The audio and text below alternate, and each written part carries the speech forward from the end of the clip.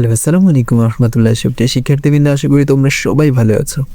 আজ থেকে আমরা শুরু করতেছি অষ্টম শ্রেণী বিজ্ঞান বইয়ের অষ্টম অধ্যায় রাসায়নিক বিক্রিয়া। এই চ্যাপ্টারটা সবার কাছে একটা আতঙ্কের মতো, মানে এই চ্যাপ্টারে এ টু জেড তারা কিছুই বোঝে না স্টুডেন্টরা। চিন্তা নেই ভাইয়া, চলে আসছি। আমি একদম এই চ্যাপ্টারের প্রথম পৃষ্ঠার প্রথম লাইন থেকে শেষ পৃষ্ঠার শেষ লাইন পর্যন্ত পড়ায় দেবো, ঠিক আছে? এবং MCQ, সৃজনশীল সব কিছু সলভ করে দেবো। হ্যাঁ, এই ক্লাসগুলো যে করতেছো, এই ক্লাসগুলো আমাদের 2025 সালের তোমার হচ্ছে SBI 1.0 কোর্সের ক্লাস, ঠিক আছে? এই বছর আমাদের এই ক্লাসগুলো আরও গোছানো। এই বছরে আমাদের যে কোর্স SBI 2.0, এই কোর্সের ক্লাসগুলো আরও আগের থেকে আরও সুন্দর করে গোছানো এবং আরও অনেক কিছু ইমপ্রুভমেন্ট করা হয়েছে। হ্যাঁ, এবং সবচেয়ে ইম্পর্টেন্ট বিষয় কি, আমাদের টার্গেট JSC পরীক্ষা।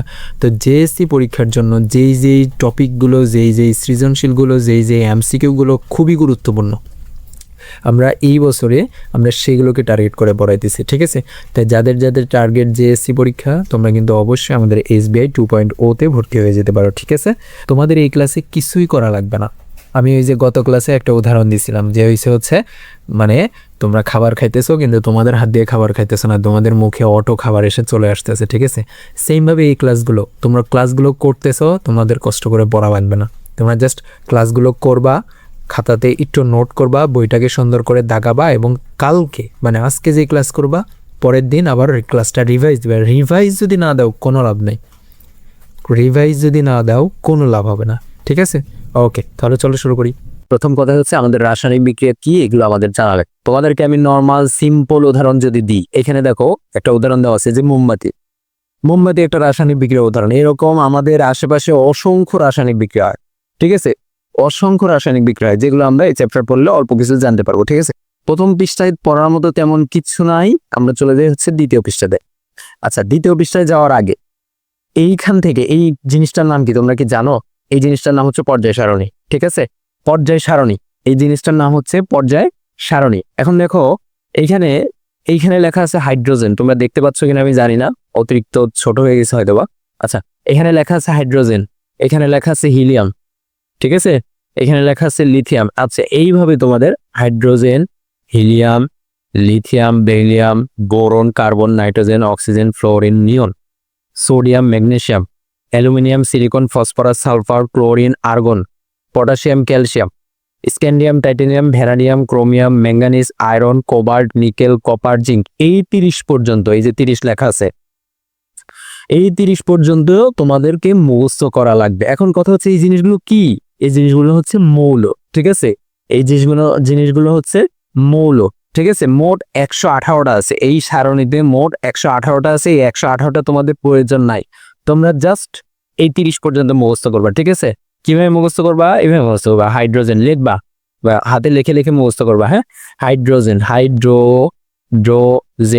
হাইড্রোজেন, দেন আছে কি হিলিয়াম, হিলিয়াম, লিথিয়াম, ঠিক আছে? এইভাবে মুখস্থ করবা, 30 পর্যন্ত মুখস্থ করবা তোমরা। 30 পর্যন্ত মুখস্থ করলে এনাফ, একদম তোমরা ইন্টার পর্যন্ত চালিয়ে দিতে পারবা যদি 30 পর্যন্ত মুখস্থ করতে পারো, ঠিক আছে? আচ্ছা, এখন এই জিনিসগুলো কি আমরা আরেকটু ভিতরে গেলে আরেকটু ডিটেলসে জানতে পারবো। আমরা এরপরে যদি যাই, আচ্ছা, এখন এই একটা কি, একটা ক্যারেক্টার বা একটা মানুষ দেখা যাচ্ছে না? এই মানুষটার নাম ধরলাম আমরা সালাউদ্দিন, ঠিক আছে? এই মানুষটার নাম ধরলাম আমরা সালাউদ্দিন। ধরো তোমার নাম, তুমি ধরো এটা তুমি, তোমার নাম সালাউদ্দিন। এখন তোমার বন্ধুরা তোমাকে অনেকেই মজা করে ডাকবে যে সাল্লু, এই সাল্লু এদিকে বলে না এমন? অনেকেই কিন্তু বলে, সালাউদ্দিন নামটাকে ছোট করে সাল্লু বানায় ফেলে, ঠিক আছে? এটা কি তোমার প্রতীক বানায় ফেলে। এই যে নামটা শর্ট করে ফেলছে না, সালাউদ্দিন নামটাকে যে শর্ট করে সাল্লু বলে তোমাকে, এইটাই হচ্ছে প্রতীক, এখন এই প্রতীকের মতো আরেকটা জিনিস আছে, যেটা হচ্ছে সংকেত। মোটামুটি হুবহু সেম, তবে সংকেত আর প্রতীকের মধ্যে পার্থক্য কি এটা একটু পরে এখানে আমরা রিডিং করতে গেলে বুঝবো। এখন এখানে আমি কি বুঝাইতে চাইছি তোমরা বুঝতে পারো নাই হয়তোবা। ধরো এটা তুমি, তোমার নাম সালাউদ্দিন, তোমার ফ্রেন্ডরা তোমাকে কি, অনেকে নাম চেঞ্জ করে সাল্লু বলে ডাকে না? আমরা অনেকেই অনেক রকমের নাম চেঞ্জ করে মজা করে ডাকি। ধরো ওই নাম যে চেঞ্জ করে যে ডাকতেছি, ওইটা হচ্ছে প্রতীক। এখন দেখো এইখানে দেখো আমরা হাইড্রোজেন লেখা দেখলাম। হ্যাঁ, এইখানে আমি একটু মুছে নি,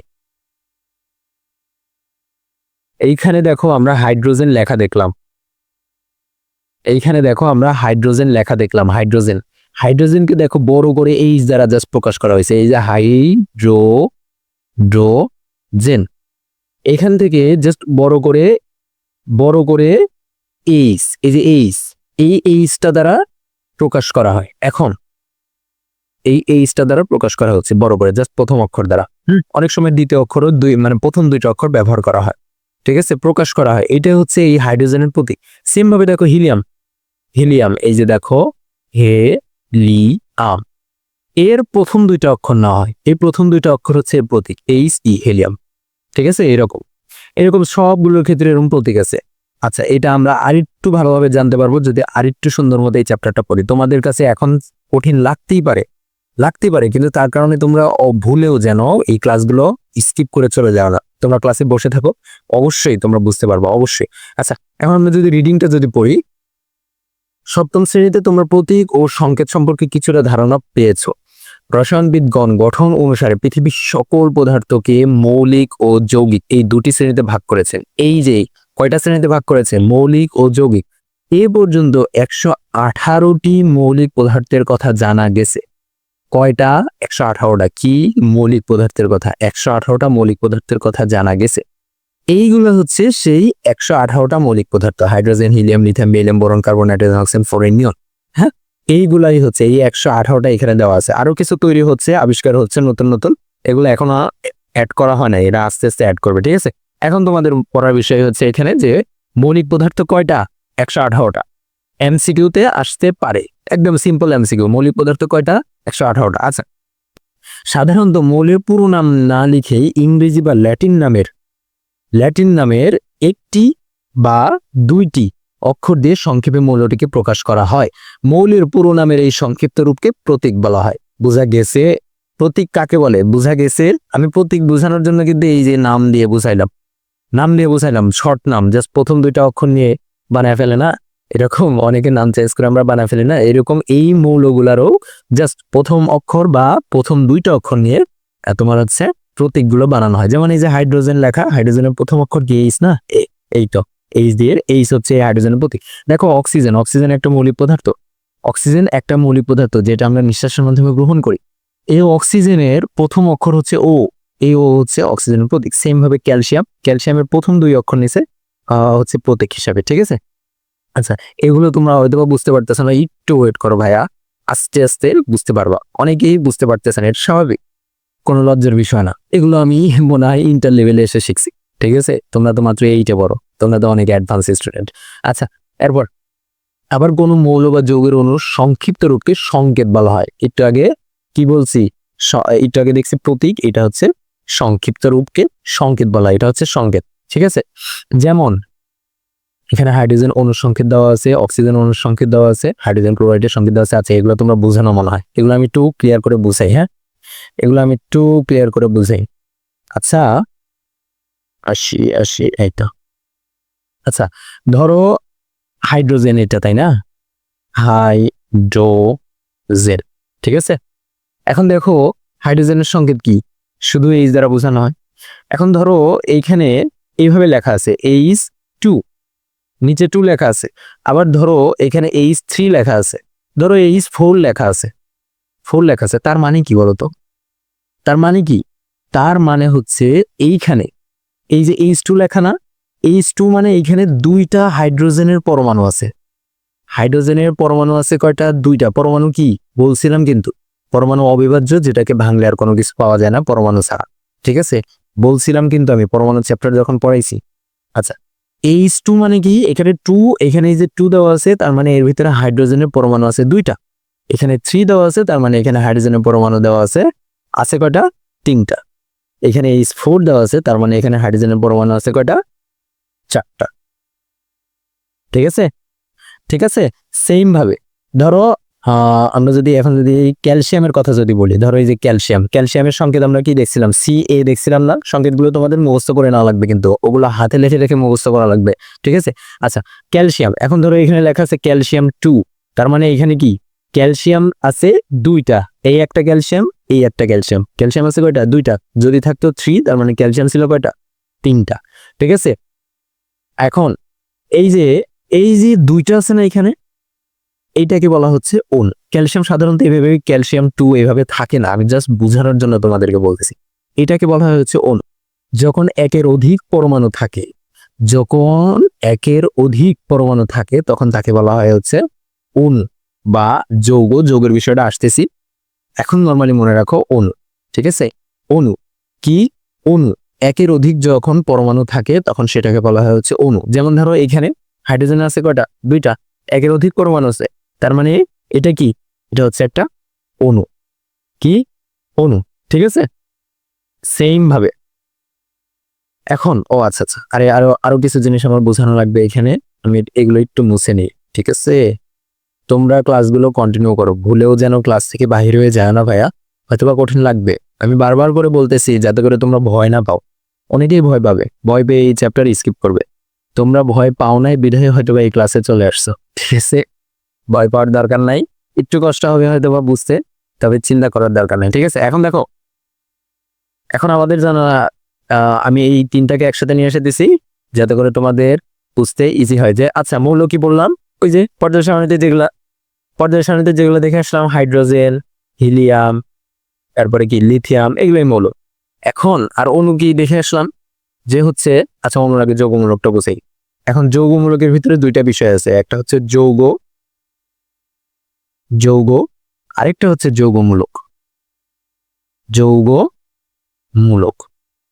ঠিক আছে, যৌগ বলতে বোঝাচ্ছে ধরো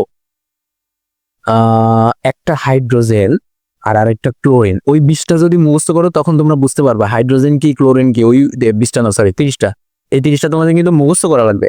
আচ্ছা, ওইখানে হাইড্রোজেন ছিল, ক্লোরিনও ছিল। এই যে ক্লোরিন, ধরো এইভাবে লেখা আছে HCl, এটা একটা যৌগ। এখানে কি? দুইটা পরমাণু একসাথে হয়েছে, এখানে দুইটা মৌলের পরমাণু একসাথে হয়ে একটা যৌগ গঠন করে ফেলছে। এটা কি? একটা যৌগ। বুঝতে পারো নাই? আমি বুঝাচ্ছি, আরো বুঝাচ্ছি, সমস্যা নাই। আরেকটা এক্সাম্পল দিই আমরা, এটা একটু মুছে নেই। আরেকটা এক্সাম্পল দেই। ধরো সোডিয়াম আর হচ্ছে ক্লোরিন, এখন এই দুইটা মিলে NaCl, এইরকম একটা যৌগ তৈরি হয়। আর যৌগমূলক কি? যৌগমূলক আরেকটা টাইপ আছে যেটা আমরা এর পরের পেজে গেলেই বুঝতে পারবো। ঠিক আছে, এর পরের পেজে গেলেই বুঝতে পারবো। এখন দেখো অণু কি?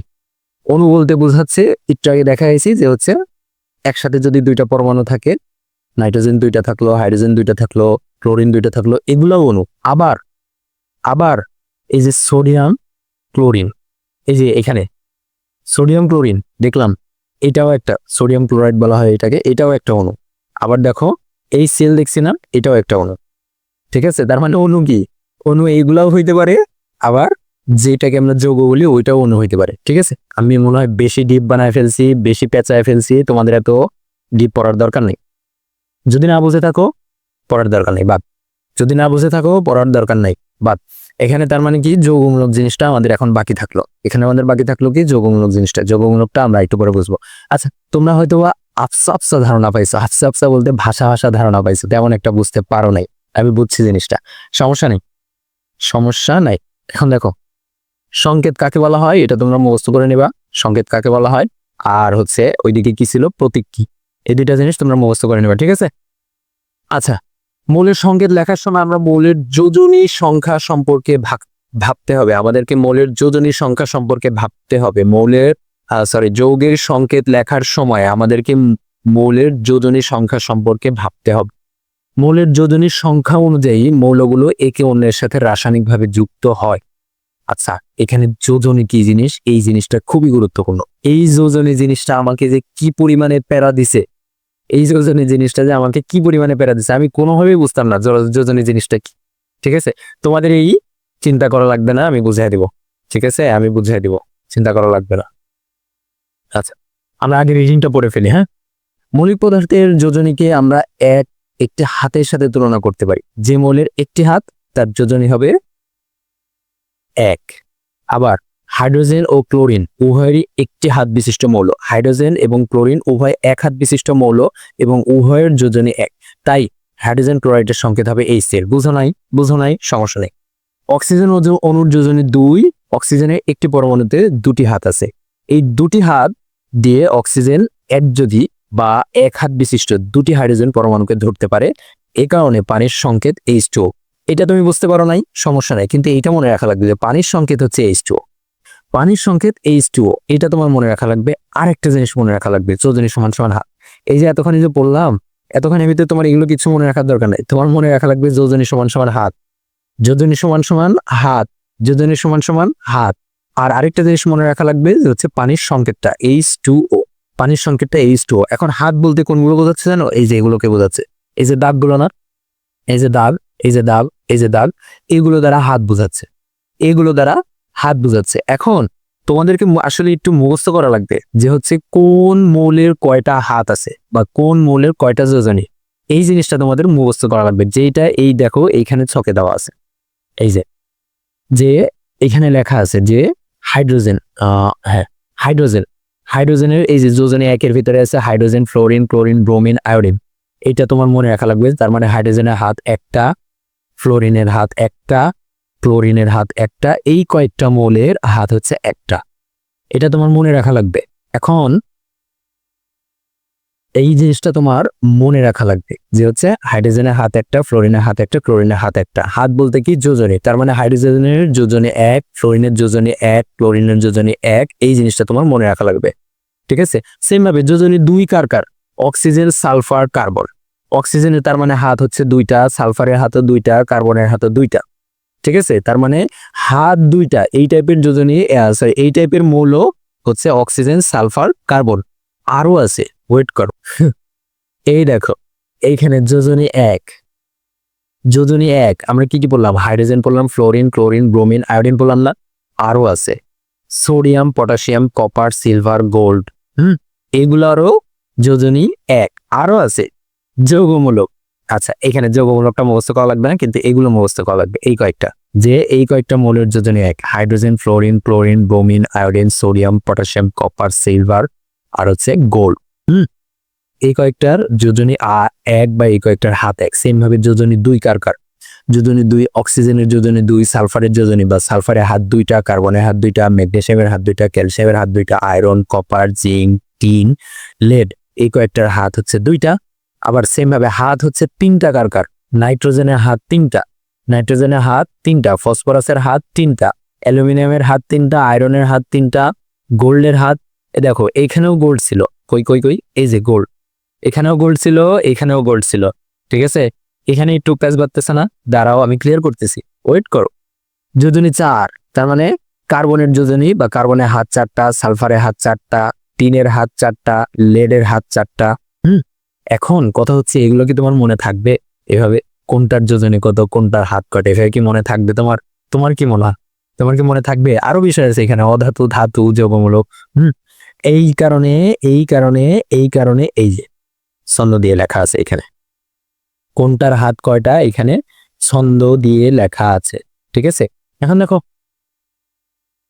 এখান থেকে তোমরা মনে রাখতে পারো, এইগুলো কিন্তু এমসিকিউর জন্য গুরুত্বপূর্ণ, যে কোনটার হাত কোন কয়টা বা কোনটার যোজনী কত। এটা হুবহুব সরাসরি দিয়ে দিবে, যে বলবে ক্লোরিনের যোজনী কত বলো, তখন তো তোমার পারা লাগবে। এই কারণে এইভাবে ছন্দ ছাড়া ভাইয়া এগুলা পড়ার আমার কাছে আর কোনো ওয়ে নেই। এই যে ছন্দ ছাড়া পড়ার মতো আর কোনো ওয়ে আমার কাছে নাই, আমার কাছে নাই।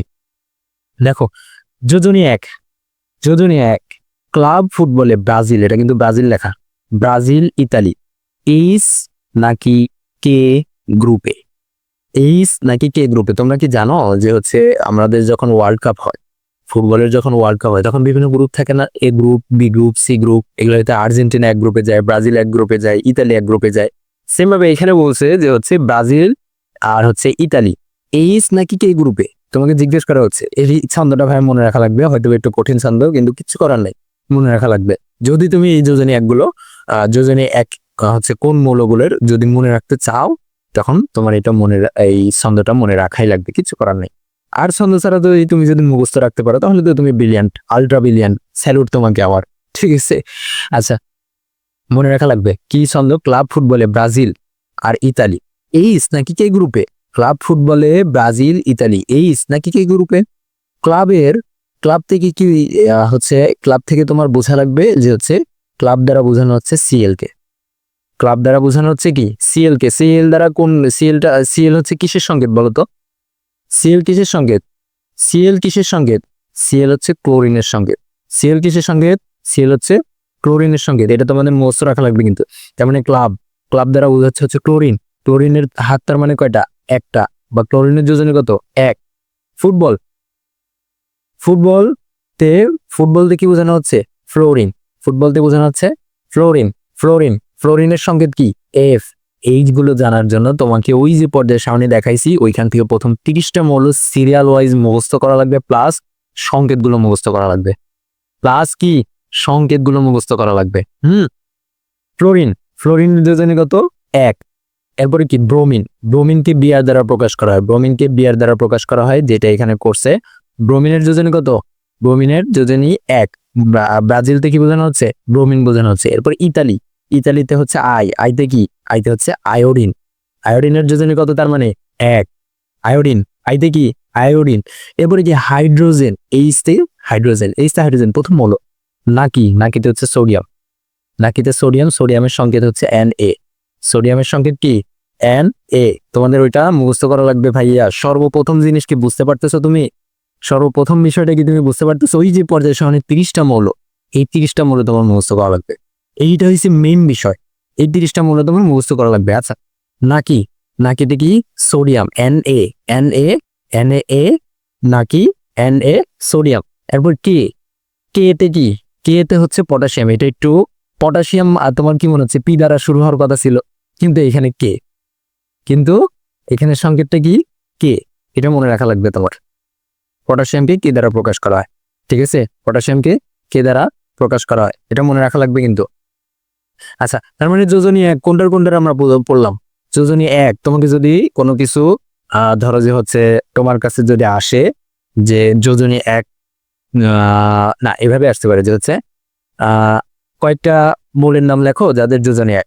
তখন তুমি কি করবা? ছন্দটাকে মনে করবা। কি ছন্দ মনে করবা? ক্লাব ফুটবলে ব্রাজিল, ইতালি, এইচ নাকি কে গ্রুপে। এই ছন্দটা মনে করার পর আস্তে আস্তে কি লিখতে থাকবা?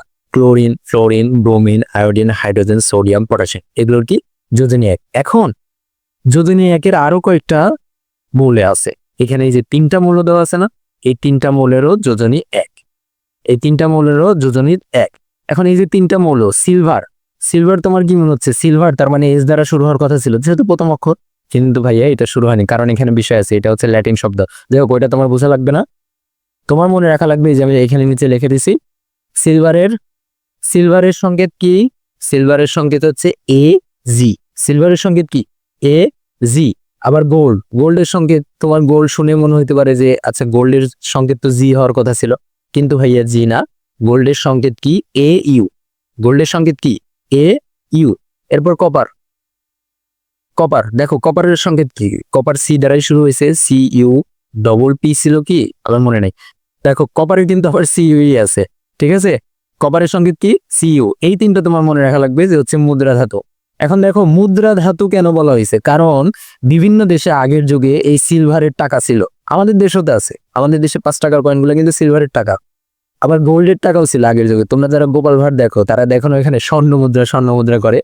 এই গোল্ড, এই গোল্ড, এই গোল্ড দ্বারাই ওই হচ্ছে স্বর্ণ মুদ্রার প্রচলন ছিল আগে, ঠিক আছে? আর হচ্ছে কপারেরও টাকা হইতো আগের যুগে, কপারেরও টাকা হইতো। এখন তোমাকে যদি, তুমি ধরো তোমার বন্ধুদের সাথে ইয়ে করতেছ, হয়তো ধরো যে বসে থেকে গোপাল ভাঁড় দেখতেছো, এখন যদি বলে যে হচ্ছে গোপাল ভাঁড়ের ভিতরে বলতেছে যে স্বর্ণ মুদ্রার কথা বলছে, তুমি বলবা কি? স্বর্ণ মুদ্রা। ওরা বলতেছে স্বর্ণ মুদ্রা, তুমি বলবা কি? অরাম। তুমি বলবা কি? অরাম। অরাম এর সংকেত কি? Au। Au, গোল্ডকে অরাম বলা হয়, ঠিক আছে? আমি অনেক ডিটেলস পড়াচ্ছি, এত ডিটেলস পড়ানো ঠিক হচ্ছে কিনা আমি জানি না, তোমাদের অনেকের কাছে হয়তো কঠিন লাগতেছে। আচ্ছা, আজকের ক্লাস আর বেশি দূর আমরা নিব না। যোজনী 2, 3 এগুলোর ছন্দে লেখা আছে, এগুলো আমরা পড়বো। আজকের মতো যোজনী 1 এতটুকুই পড়ি, ঠিক আছে? বেশি কঠিন হয়ে যাচ্ছে তোমাদের জন্য। আচ্ছা, আমরা প্রথম থেকে একবার রিক্যাপ করে ফেলি যে কি কি আমরা আজকে পড়ছি। প্রথম কথা, রাসায়নিক বিক্রিয়া নিয়ে আজকে আমরা পড়াশোনা করব। দ্বিতীয় কথা হচ্ছে আমাদের মোস্ট ইম্পর্ট্যান্ট বিষয়, যে হচ্ছে এই কি, এই পর্যায় সারণীটা। এই পর্যায় সারণীটা আমাদের মুখস্থ করা লাগবে 1 থেকে 30 পর্যন্ত।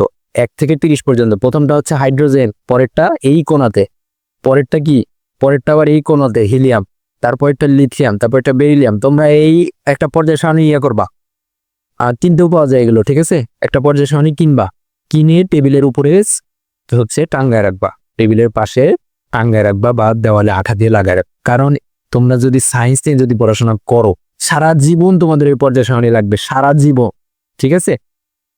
যার কারণে তোমরা এটা নিবা, নিয়ে ওই টেবিলে লাগায় রাখবা, ঠিক আছে।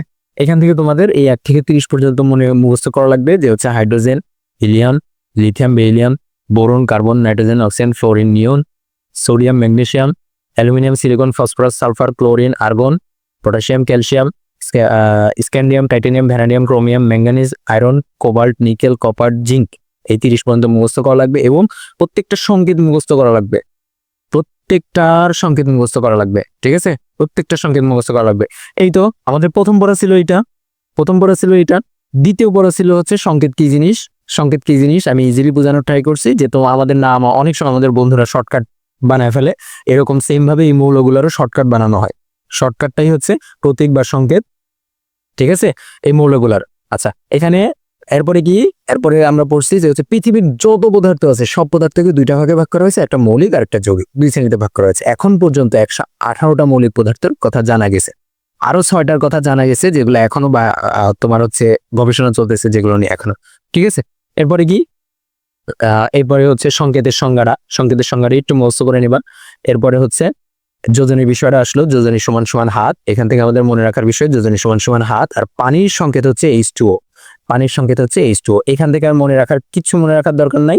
এরপরে আমরা চলে গেছি কি, এই জায়গাটুকু আমরা পড়ি নাই। এরপরে আমরা চলে গেছি সোজা, যে হচ্ছে যোজনী, যে হচ্ছে কোনটার যোজনী কত, এইটা আমরা জানতে চলে আসছি, তাই না। এখান থেকে আমরা যোজনী 1টা জানছি, যোজনী 1 এই জিনিসটা আমরা জানছি, ঠিক আছে। এই কয়েকটা তোমাদের আজকের ক্লাসে পড়া কি, তোমরা এই কয়েকটা মুখস্থ করবা। আজকের ক্লাসে পড়া কি, এই কয়েকটা মুখস্থ করবা, ঠিক আছে। এই তো আজকের ক্লাসে আমি আর কিছু পড়াই নাই। আরেকটা জিনিস আমাদের বাকি ছিল যৌগমূলক। এই যে এই স্লাইডটা দেখানি, মৌল কি এটা তো বুঝেছি। যৌগ কি, যখন এক বা একাধিক, এক হবে না, 2 বা ততোধিক হবে, ঠিক আছে। 1 বা একাধিক হবে না, 2 বা ততোধিক মৌল, যখন মৌলের পরমাণু যখন একসাথে মিলিত হয় তখন তাকে যৌগ বলা হয়। 2 বা ততোধিক মৌলের পরমাণু যখন একসাথে হয়, যুক্ত হয়, তখন তাকে যৌগ বলা হয়। যৌগমূলক কি এটা আমরা নেক্সট ক্লাসে জানবো। আর অণুর বিষয়টা তো বলছি, যখন 2টি পরমাণু একসাথে থাকে তখন সেটাকে যৌগ, অণু বলে, আবার যৌগ বলে। এখন অণুর বিষয়টা তো আমি বুঝাইছি, তাই না। প্রিয় শিক্ষার্থীরা, তোমরা এই যে কষ্ট করে ক্লাসগুলো করতেছো, এই কষ্ট করে ক্লাসগুলো করার উদ্দেশ্য কি? অবশ্যই পরীক্ষাতে ভালো করা, তাই না। অবশ্যই পরীক্ষাতে ভালো করা। এখন আমাদের পরীক্ষা কয়টা আছে? অর্ধবার্ষিক পরীক্ষা আছে, বার্ষিক পরীক্ষা আছে, টেস্ট পরীক্ষা আছে, আর হচ্ছে জেএসসি পরীক্ষা আছে। আমাদের মেইন টার্গেট কি? মেইন টার্গেট হচ্ছে জেএসসি। কারণ জেএসসিতে তো বৃত্তি পাওয়া লাগবে, তাই না। জেএসসিতে বৃত্তি পাওয়া লাগবে, বৃত্তি পাওয়াই তো আমাদের মূল টার্গেট। এখন কথা হচ্ছে জেএসসিতে বৃত্তি পাওয়ার জন্য অগোছালোভাবে পড়লে হবে না, পড়াটা একটু গোছায় নিয়ে আসা লাগবে। কিভাবে গোছানো লাগবে? সর্বপ্রথম তোমাকে বইটা একদম A to Z, যেই বোর্ড বই আছে আমাদের, বিজ্ঞান, বিশ্ব পরিচয়, আইসিটি, যে বইগুলো আছে, এই বইগুলো A to Z পড়া লাগবে। প্রত্যেকটা পৃষ্ঠা পড়া লাগবে এবং প্রত্যেকটা পৃষ্ঠা থেকে ইম্পর্ট্যান্ট লাইনগুলো দাগায় নেওয়া লাগবে, ঠিক আছে। দাগানো লাগবে, ইম্পর্টেন্ট লাইনগুলো দাগায় ফেলা লাগবে। এইভাবে সবগুলো চ্যাপ্টার শেষ করা লাগবে, সবগুলো চ্যাপ্টার। এখন খালি কি দাগায় রাখলেই হবে না, বই প্রথমে দাগায় ফেলা লাগবে। তারপরে ধরো তুমি একটা চ্যাপ্টার পড়ছো, ওই চ্যাপ্টারের বইটা দাগায় ফেলছো, এরপরে তোমার গাইডে যাওয়া লাগবে। গাইড থেকে যত এমসিকিউ আছে সব সলভ করে ফেলা লাগবে এবং বিগত বছরের কোশ্চেন যেগুলো থাকবে সেগুলোকে গুরুত্ব দেওয়া লাগবে, ঠিক আছে। পাস্ট কোশ্চেনগুলোকে গুরুত্ব দেওয়া লাগবে, পাস্ট কোশ্চেনকে। সেমভাবে সিকিউ এর ক্ষেত্রেও সেম, পাস্ট কোশ্চেনগুলো মারাত্মক ইম্পর্টেন্ট এবং তোমার পাস্ট কোশ্চেনের টাইপ থেকে আসবে, ঠিক আছে। এরপরে থাকতেছে হচ্ছে শর্ট কোশ্চেন। তুমি যখন এই বইটা যখন সুন্দর করে পড়বা তোমার অটো শর্ট কোশ্চেন হয়ে যাবে, ঠিক আছে। এই পদ্ধতিতে তোমার বইয়ের সবগুলো চ্যাপ্টার শেষ করা লাগবে এবং খালি তুমি একবার করে পড়ে শেষ করে রাখলা তাহলে হবে না। রিভাইজ, ভিআইএস, রিভাইজ ছাড়া এগুলো পড়ে কোনো লাভ হবে না। রিভাইজ। এখন কথা হয়েছে, ম্যাক্সিমাম স্টুডেন্টরা ধরতেই পারে না যে হচ্ছে কোন এমসিকিউগুলো ইম্পর্টেন্ট এবং কোন সিকিউগুলো ইম্পর্টেন্ট, এমসিকিউগুলো আসলে কিভাবে সলভ করা উচিত, সিকিউগুলো কিভাবে সলভ করা উচিত। সিকিউ বলতে ক্রিয়েটিভ কোশ্চেন, সৃজনশীলের কথা বলতেছি, কিভাবে সলভ করা উচিত, বইটা কিভাবে দাগানো উচিত। ম্যাক্সিমাম স্টুডেন্ট জানে না, বইয়ের প্রত্যেকটা লাইন হুবহু মুখস্থ করতে যায়, হুবহু মুখস্থ করে, হুবহু, বানান কি লিখলাম, হুবহু, হ্যাঁ হুবহু প্রত্যেকটা লাইন মুখস্থ করতে যায়। এটা কখনোই পসিবল না, মুখস্থ করে তুমি মুখস্থ রাখতেও পারবে না। এর জন্য গোছানো ওয়েতে শুধুমাত্র ইম্পর্টেন্ট যেগুলো সেগুলোই দেখানো লাগবে, ঠিক আছে? আচ্ছা, তোমরা এইভাবে গোছানো ওয়েতে যদি নিজেরা পড়তে পারো তাহলে তো অনেক ভালো। আর যদি নিজেরা না পড়তে পারো তাহলে তোমরা আমাদের এই কোর্সটাতে জয়েন হইতে পারো, এই কোর্সটাতে জয়েন হতে পারো। দেখো, বিগত বছর আমাদের এই কোর্সে প্রায় 300-র উপরে স্টুডেন্ট যুক্ত ছিল। এই কোর্সটা হচ্ছে আমাদের বিজ্ঞান, বিশ্ব পরিচয় ও আইসিটির। দেখো 300-র মতো স্টুডেন্ট যুক্ত ছিল এবং অনেকেই বৃত্তি পাইছে, ঠিক আছে? এবং তারা দেখো যে আমাদেরকে জানাইছে পুরো মতিঝিল থানায়ও দ্বিতীয় স্থান অধিকার করছে। এরপরে আরও আছে, এই যে এ তো অনেক খুশি। এরকম অনেকেই বৃত্তি পাইছে, সবাই আমাদেরকে জানাইছে, ঠিক আছে? এখন তোমরা কি চাও যে এইভাবে গোছানো বইতে প্রিপারেশনটা নিতে? এভাবে গোছানো ওয়েতে বৃত্তি পরীক্ষার জন্য প্রিপারেশন নেওয়া লাগবে এবং এটা এখন থেকেই শুরু করা লাগবে। এই যে এইখানে কোন কোন সাবজেক্ট পড়ানো হবে, এইখানে বিশ্ব পরিচয় SBI 2.0 আমাদের এই কোর্সটা, ঠিক আছে? কোর্সের নাম কি? SBI 2.0। এখানে সায়েন্স মানে বিজ্ঞান, বিশ্ব পরিচয়, আইসিটি, 3টা সাবজেক্ট এবং একদম A to Z কভার করে দেওয়া হবে। 3টা সাবজেক্ট একদম A to Z আমি তোমাদের বৃত্তি পরীক্ষার জন্য MCQ, তারপরে হচ্ছে সিকিউ, শর্ট কোশ্চেন এবং হচ্ছে দাগানো বই, সব কিছু। এখন তাহলে বলো, এরকম একটা গোছানো কোর্সে অবশ্যই তোমার ভর্তি হয়ে তোমার বিজ্ঞান, বিশ্ব পরিচয় এবং আইসিডি এই 3টা প্রিপারেশন কমপ্লিট করে ফেলা উচিত।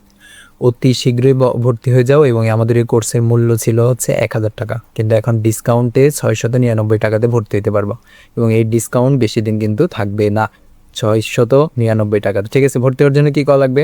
জাস্ট এই নাম্বারে হোয়াটসঅ্যাপে কল দিবা বা সরাসরি কল দিবা বা হোয়াটসঅ্যাপে মেসেজ দিবা, ঠিক আছে? তোমরা এই যে ক্লাসটা করলা, এই ক্লাসটা হচ্ছে আমাদের 2025 সালের কোর্সের ক্লাস, ঠিক আছে? তো এই ক্লাসেই তোমরা দেখতে পারতেছো আমরা সব MCQ, সিকিউ সব কিছু আমরা গোছানো ওয়েতে সলভ করে দিছি, ঠিক আছে? আমাদের এই 2026 সালের যে কোর্স, এই কোর্সে আরও গোছানো এবং সাজেশন ক্লাসগুলো দেওয়া হবে এবং সেই সাজেশন থেকেই তোমার ইনশাল্লাহ কমন করবে, ঠিক আছে? পরীক্ষার আগে যেহেতু তুমি এই সবগুলো বই 13-14টা করে চ্যাপ্টার একসাথে পড়তে পারবে না, তখন সাজেশন পড়া লাগবে, ঠিক আছে? এই সাজেশন, চ্যাপ্টার ওয়াইজ সাজেশনগুলো আমরা গুছিয়ে দিতেছি আমাদের এই 2026 সালে কোর্সে। এবং 2026 সালে তো তোমার 26 সালের বই তো অবশ্যই পড়াইতেছি, কারণ 2025 সালের থেকে 26 সালের বইয়ে কিছুটা চেঞ্জ আছে। হ্যাঁ, যেই কোশ্চেনগুলো 2025 সালে পরীক্ষা আসছে সেই কোশ্চেনগুলো কিন্তু আমরা সলভ করে দিচ্ছি, ঠিক আছে? ওকে, আশা করি বুঝতে পারছো। আমাদের আজকের ক্লাসটুকু আমরা এতটুকুই রাখি। তোমরা সবাই ক্লাসগুলো ডেইলি করে ফেলবা, ঠিক আছে? কোনো ক্লাস জমা দিবা না, ওকে? তো আজকে আমাদের এখানে শেষ করি। ওকে, আসসালামু আলাইকুম রহমতুল্লাহ।